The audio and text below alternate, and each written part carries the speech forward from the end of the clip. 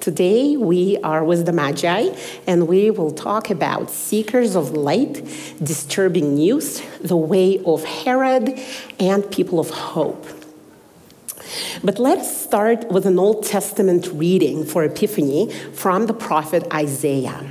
Isaiah is writing to the community that returned from the Babylonian exile to rebuild and restore Jerusalem, but found themselves in despair. And Isaiah offers them a much-needed vision of hope.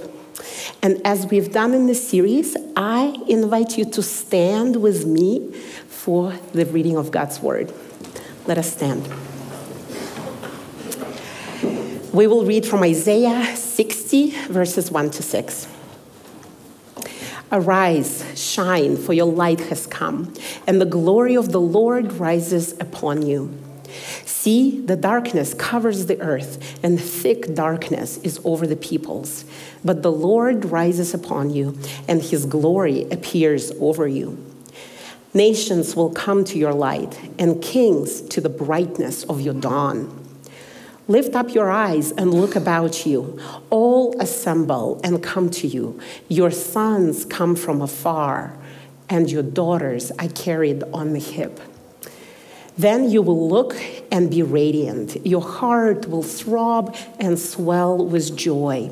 The wealth on the seas will be brought to you. To you, the riches of the nations will come. Herds of camels will cover your land, young camels of Midian and Ephah, and all from Sheba will come, bearing gold and incense, and proclaiming the praise of the Lord. This is the word of the Lord. Thanks be to God. You may be seated. Now, light is one of the major biblical images.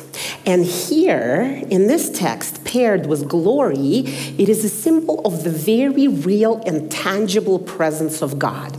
And when God is present, something new is about to happen. Isaiah is filled with anticipation of this new beginning for the people of God and for the Goyim, the nations of the world that do not yet know Yahweh. And in the time around Jesus' birth, the ancient world was filled with a similar sense of anticipation. You see, by then, the Jewish imagination had already been deeply formed by waiting for the Messiah. The king who would come from the line of David, who would fulfill all God's promises to Israel, and who would bring peace to the world.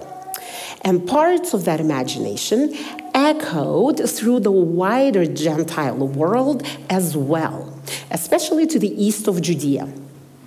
One Roman historian wrote that throughout the whole Eastern world, there had spread an old and persistent belief that destiny had decreed that at that time, men coming from Judea will seize power and rule the world. And of course, for an imperial historian, it was a laughable hope. The Roman emperors were always destined to rule the world.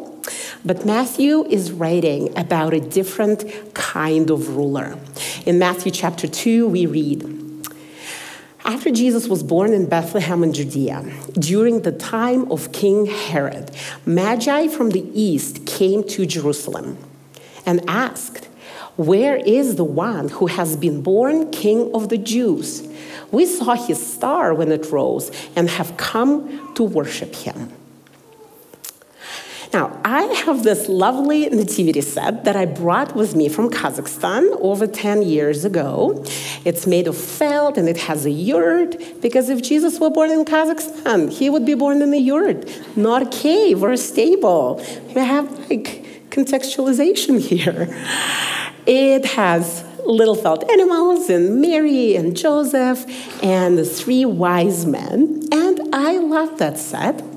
But as with most nativity sets, it gives us multiple layers and timelines of one story in one set picture. And this is what Matthew is doing in his birth narrative too. First, the visit of the Magi picks up on the theological layer of the story that Matthew begins to unpack in chapter 1, where he introduces Jesus as the son of David and the son of Abraham. As the son of David, Jesus is the Messiah promised to Israel, and as the son of Abraham, Jesus is the one in whom the rest of the world, read Gentile nations, will be blessed. Now, another layer to the story is political. The Magi, astrologers and scholars from the East, maybe Babylon, maybe Persia, one of those places where they could have heard about this messianic expectations from the Jewish diaspora. So these people show up in the center of Israel's political and religious power with the reigning king, Herod, in place and ask a dynamite of a question. Where is the one who has been born King of the Jews? We saw his star. Together with a larger part of the ancient world, the Magi believed in the interconnectedness of heaven and earth, and that any monumental event happening on earth will be reflected in the dark skies, especially such a huge thing as the birth of a new king. Now, there were several celestial phenomena that happened around the time of Jesus' birth. It could have been a supernova, a comet, or a conjunction of planets that they interpreted. And there is no way for us to know what exactly it was that the Magi observed, but even on the level of symbolism, a star was a royal symbol, a sign of power from above. As Jeremy said last week, the Emperor Caesar Augustus had a star imprinted on his coins. And guess what? Herod was not the one not to assert his power either. One of his largest coins had a helmet on it, topped by a star. So by the time the Magi show up, Herod had been king of the Jews for over 30 years. And for him to hear of a new star rising over Judea and signaling a new king would indeed be disturbing news. Now, when King Herod heard this, he was disturbed, and all Jerusalem with him. When he had called together all the people's chief priests and teachers of the law, he asked them where the Messiah was to be born. In Bethlehem in Judea, they replied, for this is what the prophet has written. But you, Bethlehem, in the land of Judah, are by no means least among the rulers of Judah. For out of you will come a ruler who will shepherd my people Israel.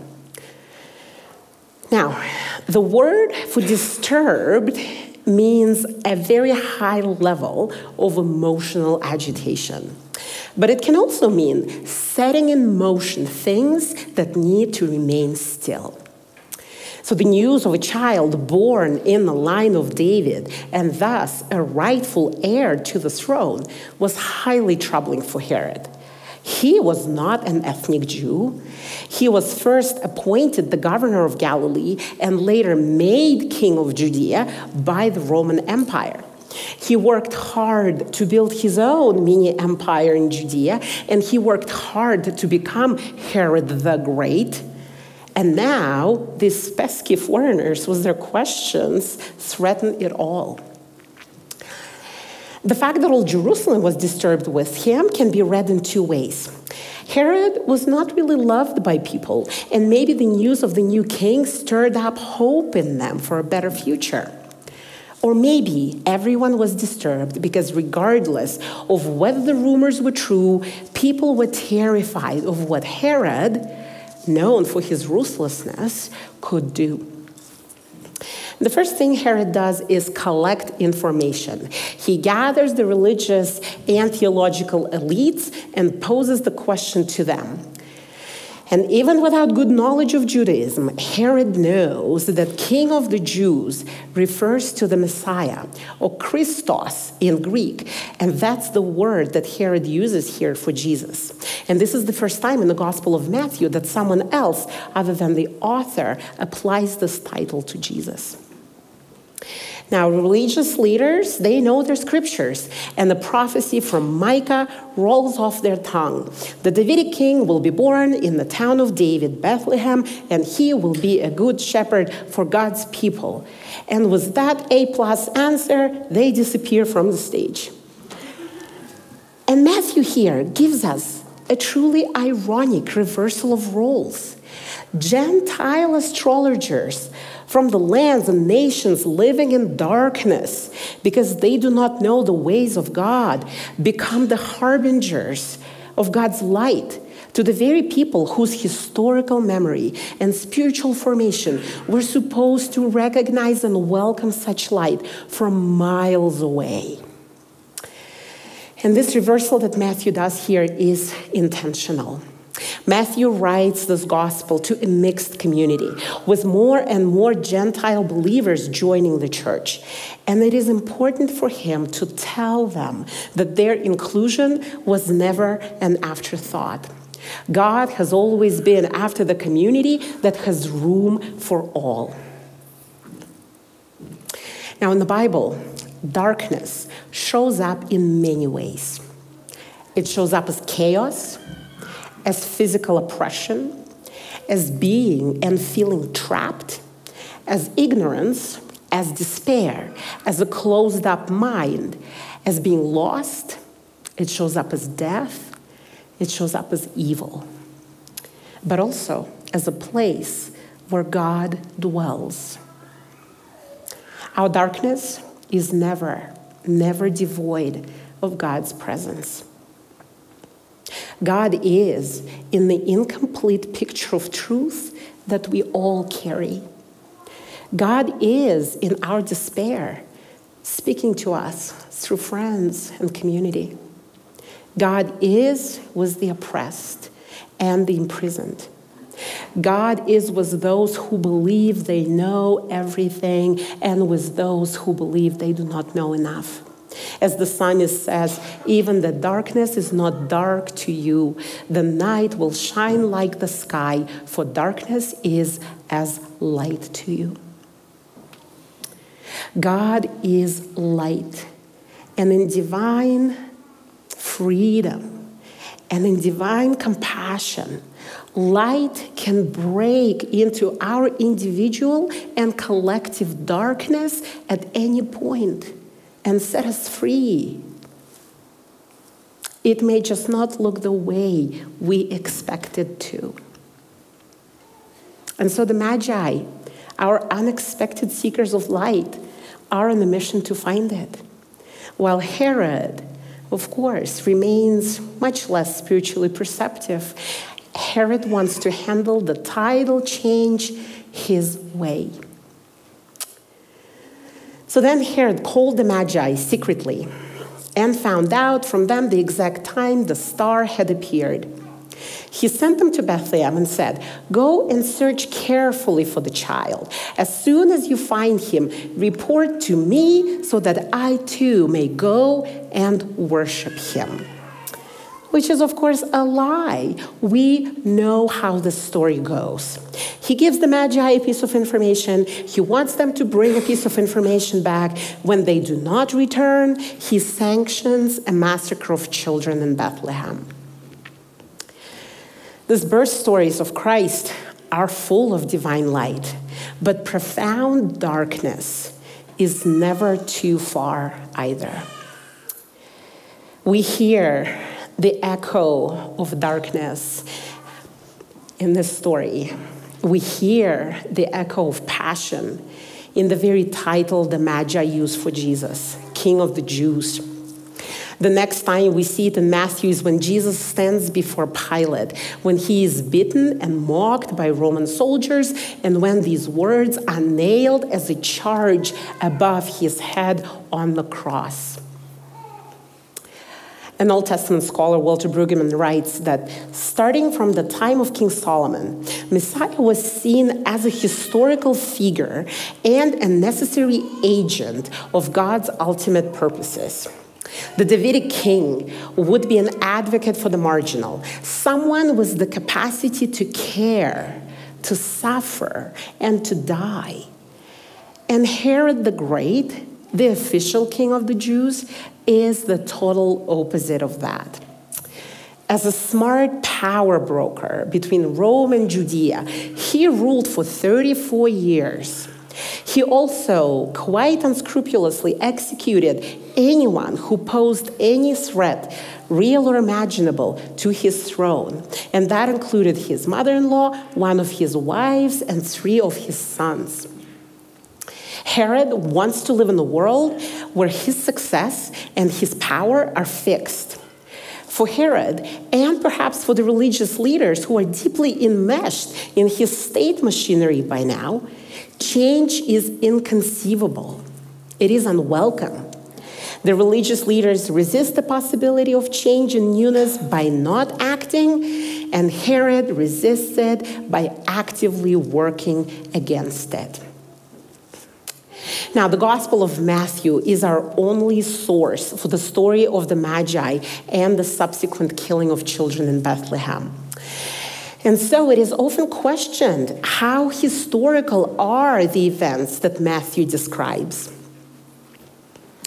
And the thing is, whether the story actually happened this way, or whether Matthew uses it as a literary device to show the difference between 2 ways of being in the world, the way of Jesus and the way of Herod. One thing is certain, the story tells us that change cannot be stopped. And you and I, we are no Herods, but when we experience change, or when God confronts us with the need to change, the way of Herod is always within reach. We get set in our ways, we get comfortable, we get uncritical of ourselves, and then we get defensive, and then we get reactive. And in those moments, we need our magi, people who would ask good questions, people whose very presence will challenge our reaction to things. Those who have no skin in the game and who can help us see the situation from outside of our enclosed and fixed world. We need the dreamers and the shakers and the people of hope in our lives. So let's finish our story. After they had heard the king, they went on their way, and the star they had seen when it rose went ahead of them, until it stopped over the place where the child was. When they saw the star, they were overjoyed. On coming to the house, they saw the child with his mother Mary, and they bowed down and worshipped him. And then they opened their treasures and presented him with gifts of gold, frankincense, and myrrh. And having been warned in a dream not to go back to Herod, they returned to their country by another route. And that's it. We never hear about the Magi again. But they live on in Christian imagination and in our nativity sets. Isaiah says, "The kings of the nations will be drawn to your brightness." So the early church turns them into kings.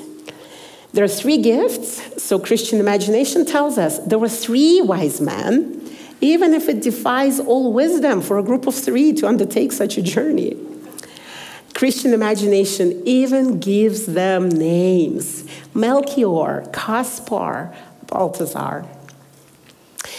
And I think the reason the Magi capture our imagination is because their response to Jesus is just so wholesome. It looks like faith.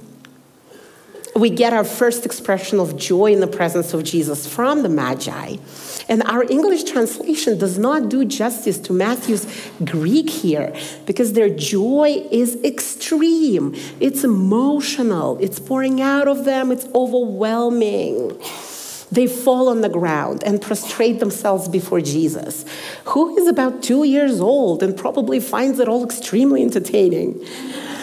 They bring out expensive luxury stuff: gold, incense, medicinal resin. They fill this humble house in a small, tiny village with noise and fragrances and wonder.